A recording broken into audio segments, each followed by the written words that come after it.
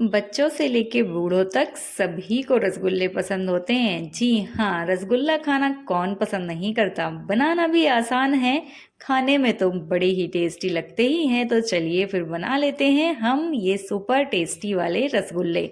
ना फटेंगे ना टूटेंगे और चाशनी में डालने के बाद ना ही चपटे होंगे। बहुत ही परफेक्ट रेशो में हम इन्हें बना के तैयार करेंगे और बहुत ही बढ़िया ये वीडियो होने वाली है। तो चलिए फिर बनाते हैं हम आज के ये सुंदर से टेस्टी से रसगुल्ले।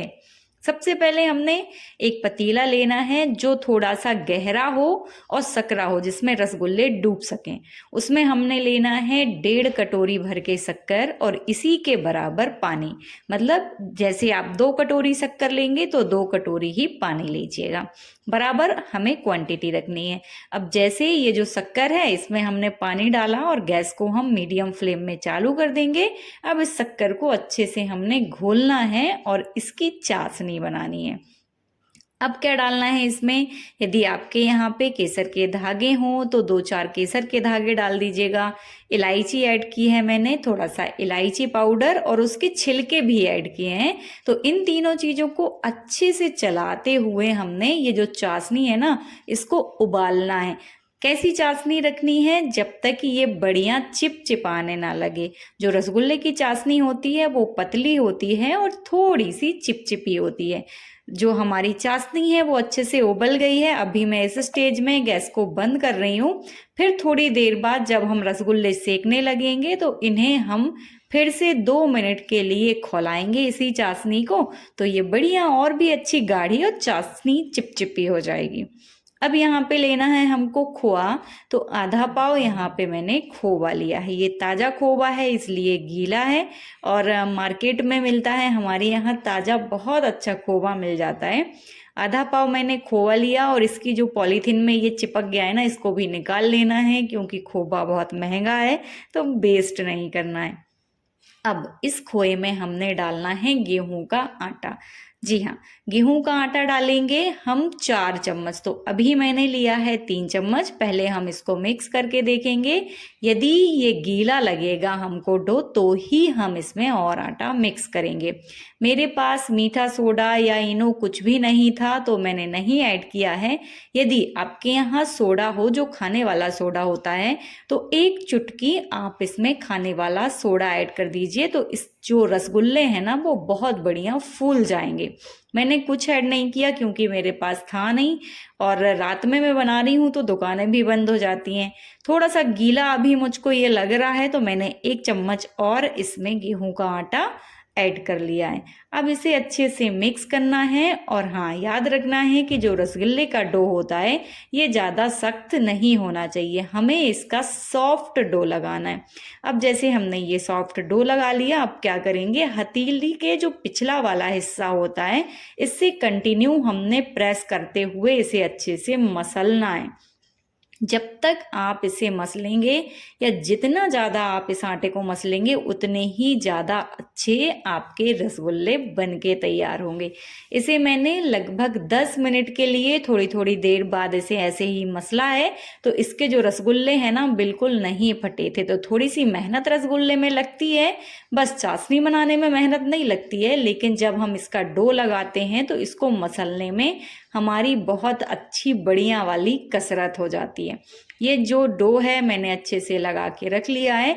अब एक मैं इसका रसगुल्ला बना के देखूंगी कि कहीं से फट तो नहीं रहा है। यदि रसगुल्ला फटेगा तो आपको इसे और मसल लेना है। बहुत ही अच्छा बन रहा है, ये बिल्कुल नहीं फट रहे हैं रसगुल्ले। तो हम क्या करेंगे, जो चाशनी है उसको फिर से गर्म कर लेंगे 2-3 मिनट के लिए और हमारी कढ़ाई चढ़ा देंगे और एक एक करके हम ये रसगुल्ले बनाते जाएंगे और डालते जाएंगे। अब देखिए, एक बैच बनाना है मुझे तो मैंने थोड़ी सी लोई ली और इसे क्या करना है, लोई बनाना है, फिर चपटी कर देना है, फिर लोई बनाना है, फिर चपटी कर देना है। इससे क्या होगा, अंदर तक जो इसकी लेयर होती है ना वो चिकनी हो जाती हैं। यदि आप इसे तुरंत ही गोल करने लगेंगे तो ये बीच में क्रैक्स हो जाएंगे और ऊपर से चिकने दिखेंगे। तो लोई को थोड़ा थोड़ा चपटा करते जाएं, फिर इसे हमने गोल करना है। अब ये जो हमारा रसगुल्ला है, ना ही इसमें कोई क्रैक है ना कुछ, बढ़िया से ये गोल गोल हमारे रसगुल्ले बन गए हैं। अब क्या करना है, जो हमारी कढ़ाई थी वो ज़्यादा गर्म नहीं है, आप देख पा रहे होंगे इसमें एक एक दो दो बुलबुले ही उठ रहे हैं। तो गैस का फ्लेम आपको लो रखना है और ये सारे रसगुल्ले आपने डाल देने, मतलब एक बैच में 5-6 रसगुल्ले जितना भी आपको डालना हो वो ऐड कर दीजिए। लेकिन गैस का फ्लेम जो है लो पे होना चाहिए। यदि आप तेज फ्लेम में इनको सेक देंगे तो आपके जो रसगुल्ले हैं वो ऊपर से तो सेक जाएंगे लेकिन अंदर से कच्चे रह जाएंगे। तो बहुत ही इत्मीनान से इनको सेकना है और एक बैच सीखने में लगभग 8 से 9 मिनट तो आराम से लग जाता है। जैसे यदि आपको ज़्यादा डार्क रसगुल्ले नहीं खाने हैं तो फिर आप इन्हें इसी स्टेज में निकाल लीजिए, लेकिन यदि डार्क खाना है ना मेरे जैसे रसगुल्ले, तो फिर आप इन्हें थोड़ी देर और सेक लीजिए तो ये बढ़िया डार्क कलर में आ जाते हैं। आटे के रसगुल्ले हैं तो ये चपटे होने का और टूटने का कोई ऑप्शन ही नहीं होता है। ये मेरे रसगुल्ले सीख गए हैं एक बैच के। अब हम चलते हैं चाशनी की तरफ। तो इसे हमने चाशनी में सीधा निकाल के डाल देना, इनको रखना नहीं है, नहीं तो ये ठंडे हो जाएंगे तो ये चाशनी को पिएंगे नहीं। मैंने रसगुल्ले डाले और हल्का सा इसको हम ऐसे चला देंगे ताकि ये जो चारों तरफ से जो हमारी चाशनी है ना रसगुल्ले में कोट हो जाए। बस अब हम दूसरा बैच सेक लेते हैं। ऐसे ही हमने दूसरे बैच के रसगुल्ले डालने हैं और बस इसे हल्का हल्का सा धीमी आंच में चलाते हुए सेक लेंगे और चाशनी में ऐड कर देंगे।